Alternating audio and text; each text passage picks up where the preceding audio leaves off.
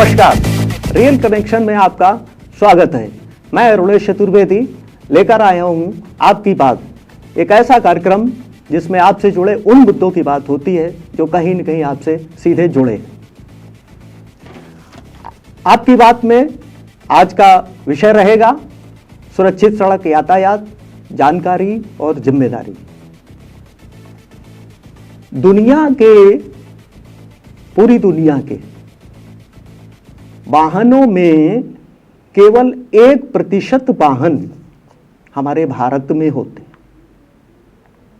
मगर सड़क हादसों की बात की जाए तो यही भारत में पूरी दुनिया के 6% सड़क हादसे होते हैं और इससे भी ज़्यादा 11% लोग हमारे भारत में मौत का शिकार होते हैं।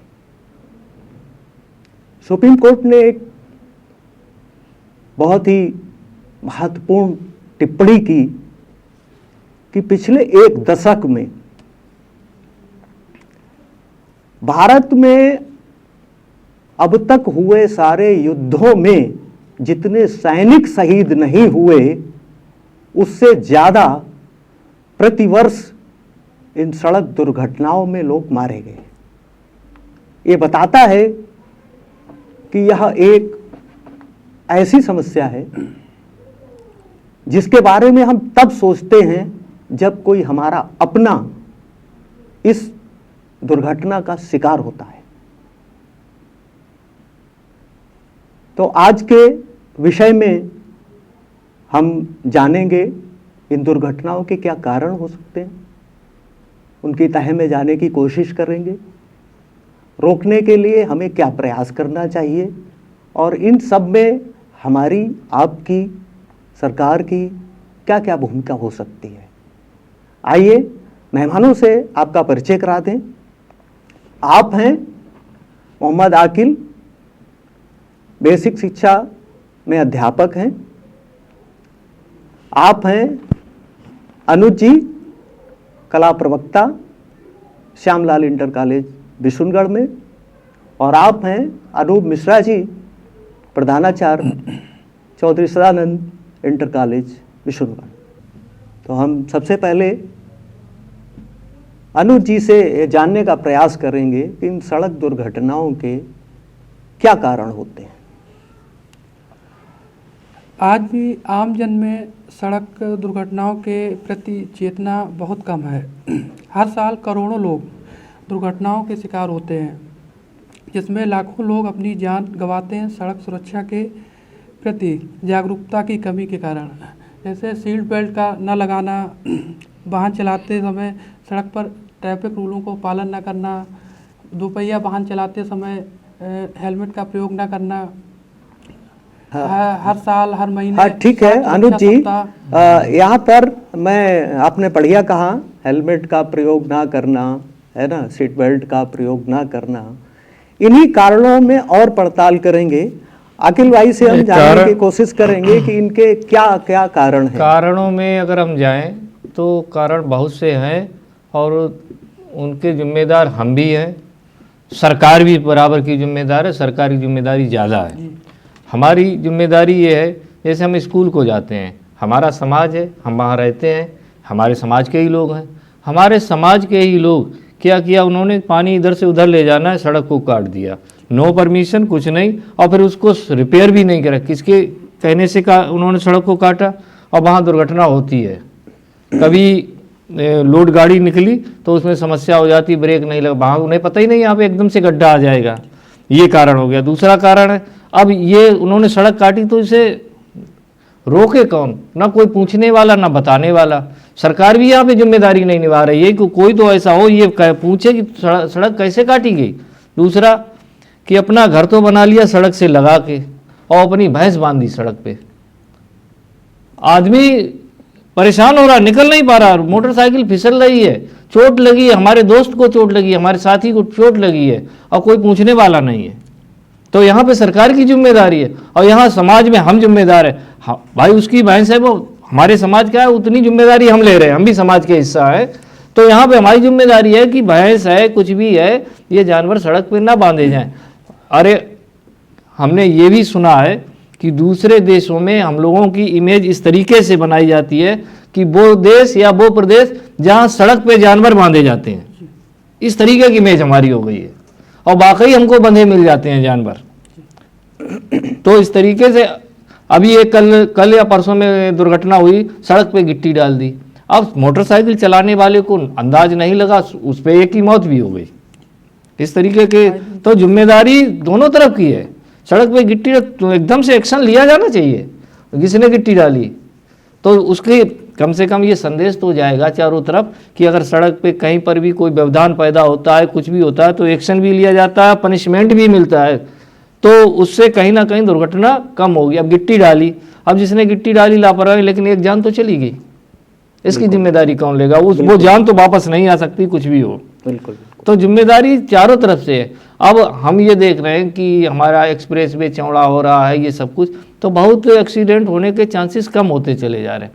अब दूसरी चीज़ है कि सड़क जागरूकता, छोटे छोटे कैंप लगाए जाएं, तो हमारे ख्याल से अभी जागरूकता की बात हम करेंगे। हाँ। अनूप जी से जानने की कोशिश करेंगे, क्या इसे आपने बताया हेलमेट सीट बेल्ट है, आपने बताया अतिक्रमण और ये इस प्रकार की चीज़ें, क्या कुछ और भी कारण हैं सड़क दुर्घटनाओं के?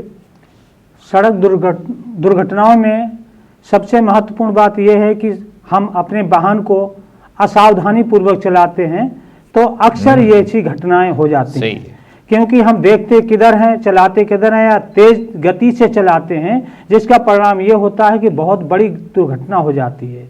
इसमें कई कारण ये भी हैं कि कुछ लोग दारू पी करके, शराब पी करके वाहन चलाते हैं, तो दुर्घटना ऐसी होती है कि जो हम ना चाहते हुए भी दुर्घटनाएं हो जाती हैं।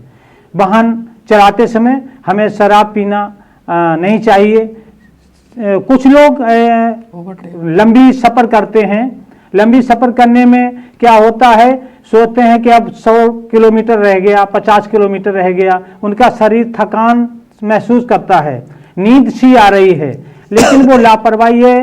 ये लापरवाही का एक कारण बनता है मेरे हिसाब से, कि वो ये सोचते हैं 50 किलोमीटर रह गया, चलो आगे जाकर के अब इतनी गति अभी पार कर लेंगे, जबकि उनकी आंखें काम नहीं करती हैं और वो एक बड़ी घटना को अंजाम दे देते हैं, जिससे कि दर्जनों जो वाहन में जितने लोग होते हैं वो सारे के सारे एक काल के गाल में चले जाते हैं। तो हमें इस चीज़ का भी ध्यान रखना चाहिए। अगर हमें ज़्यादा लंबी दूरी तय करनी है तो हमें वहाँ पर रुक जाना चाहिए। थोड़ा सा हमें चाय, होटल, ढाबा पर रुक करके चाय पानी करने के, मुंह में पानी आनी थोड़ा साफ करके थोड़ा फ्रेश होना चाहिए। तो इससे दुर्घटनाओं से ये प्रमुख कारण मेरे ख्याल में बनता है। हाँ, तो हमने जाना कि इनके क्या कारण हो सकते हैं, और एक बड़ा छोटा सा आंकड़ा भी आपसे शेयर कर।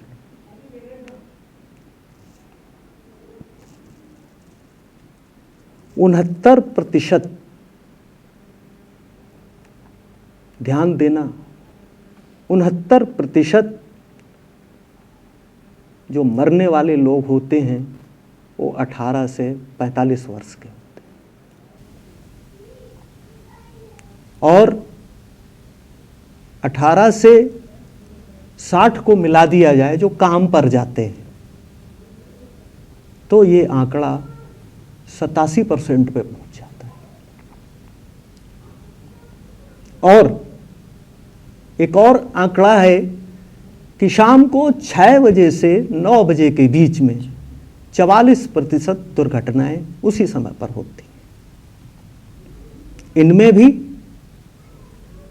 58% दुर्घटनाएं ओवर स्पीडिंग से होती हैं, वाहनों के तेज चलाने से। 26% दुर्घटनाएं लापरवाही भरी ड्राइविंग से होती हैं, और जिनमें लगभग 53,000 मौतें प्रतिवर्ष होती हैं। ओवर स्पीडिंग से 65,000 मौतें प्रतिवर्ष होती हैं, और शराब पीकर चलाने से 32,000 मौतें प्रतिवर्ष होती हैं। तो जैसा आप सभी ने सुना, सीट बेल्ट और आपने जैसे बताया थकान, नींद आना, आपने कहा अतिक्रमण, इसके साथ ही साथ जहाँ तक मैं जान पाया हूँ तो हमारे यहाँ दोषपूर्ण सड़क डिज़ाइन भी है। हमारे यहाँ सावधानी के संकेतों की कमी भी है। गाड़ी आप चला रहे हैं, आपको नहीं पता है कि वहाँ पर आगे क्या है और हम उनको देखते भी नहीं। गड्ढे, बड़े बड़े गड्ढे सड़कों पर पाए जाते हैं। अवैध स्पीड ब्रेकर, यानी स्पीड ब्रेकर का कोई साइन नहीं लगा, कोई ज़रूरत नहीं थी और अपने मन से उन्होंने हमारे घर के सामने से, हमारी गली के सामने से कोई ना निकले तेज से तो हमने स्पीड ब्रेकर बना दिया। आने वाले को पता नहीं है कि स्पीड ब्रेकर है। तो ये अवैध स्पीड ब्रेकर भी हैं। और एक सबसे बड़ा कारण भी है कि भारत में वाहन सुरक्षा के मानक बहुत कमजोर हैं। 4 व्हीलर्स में अगर आप बात करें तो गाड़ी लेते समय बहुत कम प्रतिशत ऐसे लोगों का होता है जो ये देखकर गाड़ी खरीदें कि इसके सेफ्टी मानक क्या है, सेफ्टी रेटिंग क्या है, यानी कि अगर टक्कर लगे, कहीं दुर्घटना हो तो इस वाहन में हम कितने सुरक्षित हैं। अप्रभावी और अक्षम सड़क नियम भी इसके लिए जिम्मेदार हैं। सड़क नियम हैं मगर प्रभावी नहीं है। सड़कों पर अतिक्रमण, यातायात संकेतकों की जानकारी का ना होना और कहीं कहीं मौसम भी एक फैक्टर होता है। बारिश हो गई, सड़क पे पानी भरा है, अचानक बारिश हो गई, कभी जानवर आ जाते हैं सड़कों पर, तो ये भी एक कारण है इसमें मुख्य। थकान भी है, ज़्यादातर लगातार आप चलाएंगे तो निश्चित तौर पर ये आता है। चलिए, ये तो बात हो गई कि ये सड़क दुर्घटनाओं के कारण क्या हैं। अब बात आती है कि इन सड़क दुर्घटनाओं को हम कैसे रोका जा सकता है, यानी कि सड़क दुर्घटनाओं को हम कैसे रोक सकते हैं, उनके लिए क्या किया जा सकता है या कम कैसे कर सकते कम कैसे कर सकते हैं। रेट हालांकि अभी WHO को सरकार ने आश्वासन दिया है कि हम 2030 तक इसमें 25% सड़क दुर्घटनाओं में कमी ले आए। तो आइए उनके बारे में कोशिश करते हैं जानने की। हम शुरुआत करते हैं अनुज जी से ही कि इन सड़क दुर्घटनाओं को रोकने के लिए क्या क्या प्रयास किए जा सकते हैं। सड़क दुर्घटना एक हमारे लिए, हमारे समाज के लिए बहुत बड़ी चुनौती बन गई है।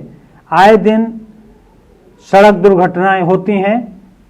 पहले हम छोटे होते थे तो सुनते थे किसी गांव में, समाज क्षेत्र में कोई घटना हुई है, एक्सीडेंट हो गया, बड़ा आश्चर्य होता था। लेकिन आज पेपर दुर्घटनाओं से ही भरा पड़ा है। इन दुर्घटनाओं को रोकने के लिए सबसे पहले हम इस चीज़ को भी नज़रअंदाज नहीं करेंगे कि हम वाहन चलाते समय अपनी नज़र सामने देखें। ये ना सोचें कि हम वाहन अपना ठीक से चला रहे हैं, हम अपनी साइड में चल रहे हैं, लेकिन ये मत सोचो सामने आने वाला व्यक्ति वो कितना सही चल रहा है, तुम्हारे ऊपर अटैक कर रहा है, वो पीछे से तुम्हारे एक्सीडेंट करने की संभावनाएं होती हैं। उनको भी नज़र रखना चाहिए, ध्यान रखना चाहिए एक अच्छे ड्राइवर को। दूसरा चीज़ ये है कि हमारे गार्जियन को भी ये तय करना चाहिए, ध्यान देना चाहिए कि हम अपने बच्चों को अपनी मोटरसाइकिल या कार दे देते हैं, जबकि वो ना तो चलाने के योग्य है, ना उसकी लाइसेंस है, उसको उसके बारे में कुछ ज्ञान भी नहीं है।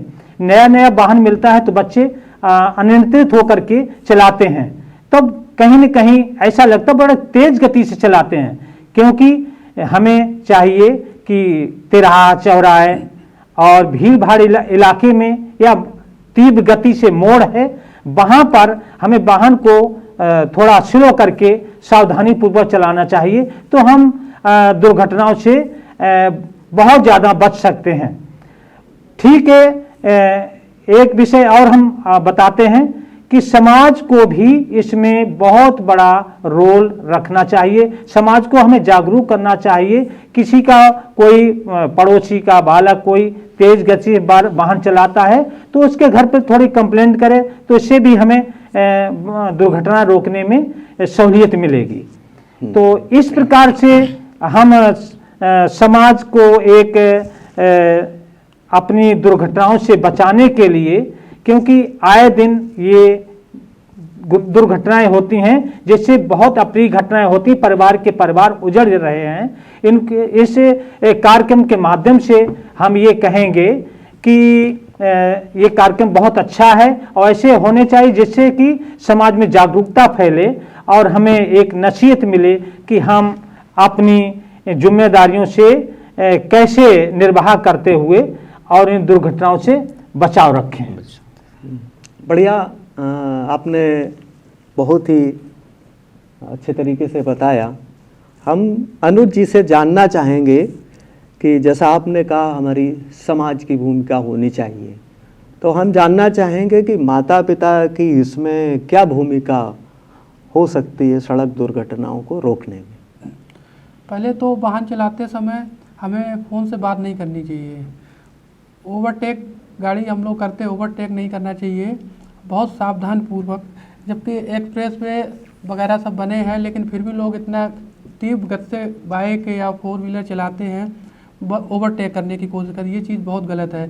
समय समय पर कार्यक्रम भी चलाए जाते हैं, सड़क सुरक्षा सप्ताह है, त्रैमासिक सुरक्षा है, महीने के हिसाब से चलता है कार्यक्रम, लेकिन उसको देखना चाहिए। सबसे बड़ा जो योगदान है हमारी मीडिया का है कि समय समय पर अखबार पे, न्यूज़ में ये चीज़ें प्रकाशित की जाती हैं, जानकारी दी जाती है और लोग इसका पालन फिर भी नहीं करते हैं। ठीक है, आकिल भाई ने एक बात कही थी कि इसके लिए सरकार भी जिम्मेदार है, तो आइए हम जानने की कोशिश करेंगे आकिल जी से कि सरकार इसमें क्या कर सकती है, इन सड़क दुर्घटनाओं के रोकने में उसकी क्या भूमिका और हो सकती है, कितनी प्रभावी भूमिका का निर्वहन जो नहीं हो पा रहा है उसके क्या क्या कारण हो सकते हैं और क्या हो सकता है सरकार के स्तर पर। बहुत सादा जानकारी कि जिम्मेदारी जिसकी उससे बात होनी चाहिए, और बात तो हम करते ही नहीं। सड़क हमारी काट दी गई, हम बात कर ही नहीं रहे। तो अब समय आ गया है कि जो जिम्मेदार लोग हैं उनसे बात की जाए। अब हमने अपने प्रतिनिधि बना दिए, वोट से बनाए, उधर अधिकारी बने हुए हैं। अब कोई सड़क काट रहा, हम इसलिए नहीं उसको रोक पा रहे हैं कि ये बुरा मान जाएगा, ये हमारा पड़ोसी है। तो यहाँ पे जो हमारे प्रतिनिधि हैं उनका दायित्व बन रहा है कि वो उस चीज़ की जिम्मेदारी लें और उस चीज़ पे रोकें कि किस तरीके से यहाँ पे अतिक्रमण हो रहा है या सड़क काटी जा रही। इसी तरीके से हम लोग टोल टैक्स भी देते हैं, और टोल टैक्स नहीं देते हैं, रोड टैक्स या अन्य टैक्स तो दे ही रहे हैं। सड़क पे, किसी सड़क पे चल रहे हैं, लिंक रोड पे चल रहे हैं, कुछ भी हो रहा है, तो अब हम जा रहे हैं, टोल टैक्स दे रहे हैं और पता चली आगे गड्ढा है, हम टैक्स भी दे रहे हैं और गड्ढा भी। तो यहाँ पर भी जिम्मेदारी किसकी है? एक आम पब्लिक से इतनी ना करो कि वो जाए शिकायत करे जाके। हमारे अधिकारी लोग उसी रोड से निकल रहे हैं, वो जिम्मेदारी स्वयं लें, उनकी जिम्मेदारी है। बड़ी बड़ी तनख्वाहें ले रहे हैं, हम लोग भी ले रहे हैं, आप भी ले रहे हैं, तो हम लोगों की जिम्मेदारी है कि उस चीज़ को आगे बढ़ाएं। पब्लिक से उम्मीद ना करें वो शिकायत करे जाके, कि उनकी बहुत सी वजह हो जाती हैं। अगर पब्लिक टोल टैक्स वाले शिकायत, टोल टैक्स तो वो ये तो मान लो कि वो करोड़पति है, नहीं, तो वो उनका शासन में प्रभाव भी है, तो ऐसी स्थिति में उनकी एक आम आदमी अपनी सुनवाई कैसे कर पाएगा कि हम टोल टैक्स पे गए, हमको टॉयलेट की सुविधा नहीं मिल पाई, कोई शिकायत कर पा रहा है? नहीं कर पा रहा। अब फास्ट टैग की सुविधा है, हम गए, यही बता रहे इसी एक्सप्रेस वे पे, तो हमको 15 मिनट खड़े होना पड़ा, फास्ट टैग उनका काम ही नहीं कर रहा। तो यहाँ पर कुछ नियमावली ऐसी बने कि हमारा समय आपने नष्ट किया है तो कुछ ना कुछ हमको बदले में मिलना चाहिए, पैसा मिलना चाहिए, बदले में मिलना चाहिए कि भाई फास्ट टैग हमने क्यों लगवाया, इसलिए लगवाया हमारा समय बचे, और आप हमारा समय खर्च कर रहे हैं। फिर हम समय को कैसे कवर करेंगे भाई? हम तो लेके चले थे कि हम इतने बजे, तो समय को कहीं ना कहीं हम 80 की स्पीड से 90 की स्पीड पे जाएंगे, दुर्घटना के चांसेस बढ़ेंगे। दुर्घटना को रोकने के लिए जी जो जी पैदल चलने वाले लोग होते हैं, हाँ। वो नियमों का अनदेखा करते हैं और नियम से नहीं चलते हैं, और सबसे कारण है अनियंत्रित होकर ये अचानक एकदम मुड़ जाते हैं, देखते नहीं वाहन पीछे से आ रहा है, आगे से आ रहा है, और वो जल्दी में जल्दी का काम शैतान होता है। सरकार तो लिखे हुए कई जगह बोर्ड लगाए हैं कि सावधानी हटी दुर्घटना घटी। क्या कृपया तीव्र गति से मोड़ आगे है उस पर वाहन धीरे चलाएं। सरकार काफी कर रही है, सरकार नहीं, हर जगह सरकार हमारे साथ काम नहीं आएगी। तो हमने आज अपने मेहमानों से जाना, बच्चे जाते हैं मोटरसाइकिल पर हाथ पकड़ के, साइकिल पर चल रहे हैं, मोटरसाइकिल वाले को हाथ पकड़ा, 2-2 मोटरसाइकिलें साथ साथ चला रहे हैं, ये भी है। और निर्णय लेने की क्षमता, वाहन चलाते समय कोई परिस्थिति अचानक आती है, उस समय ड्राइवर क्या फैसला ले रहा है, चलाने वाला क्या फैसला ले रहा है, इस पर निर्भर करता है उस सड़क दुर्घटना का वजूद। बाकी सरकार के स्तर पर यह अनिवार्य होना चाहिए कि 10वीं और 12वीं का प्रत्येक बच्चा हमारे पैदल चलने के नियम, साइकिल से चलने के नियम, मोटरसाइकिल से चलने के नियम से भली भांति अवगत हो। मेरा सुझाव है ये कि अनिवार्य विषय के रूप में, क्यों, एक 1.5 लाख दुर्घटनाएं, वो 1.5 लाख से ज्यादा मौतें प्रतिवर्ष, भयानक आंकड़ा है। प्रति 4 मिनट में सड़क दुर्घटना हो रही। तो क्या ये हमें लगता नहीं है डराने वाला आंकड़ा है? निश्चित तौर पर है। और जो व्यक्ति जाता है वो अपने साथ अपने परिवार को और अपने देश को बहुत बड़ी क्षति, आर्थिक क्षति होती है, इससे दुर्घटना होती है। तो ये सरकार को ये अनिवार्य करना चाहिए। इसका दूसरे जो हमारे यहाँ जुर्माना और उसकी व्यवस्था है, उस पर भी प्रभावी ढंग से पहल होनी चाहिए।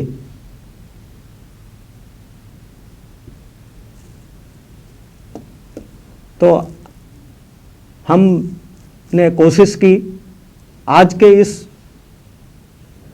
आपकी बात के कार्यक्रम में कि इन पहलुओं पर जानने की इनके क्या कारण हैं और इनसे कैसे बचा जा सकता है। उम्मीद करता हूं कि आपको ये थोड़ा सा अच्छा लगा होगा, और अगर इन सारी बातों में आपको कहीं भी कोई भी एक बात अच्छी लगी हो तो कृपया ज़रूर अपने लोगों तक इस बात को पहुंचाइए और अपनी राय से हमें कमेंट्स करके ज़रूर बताइए। मिलते हैं अगले एपिसोड में। नमस्कार।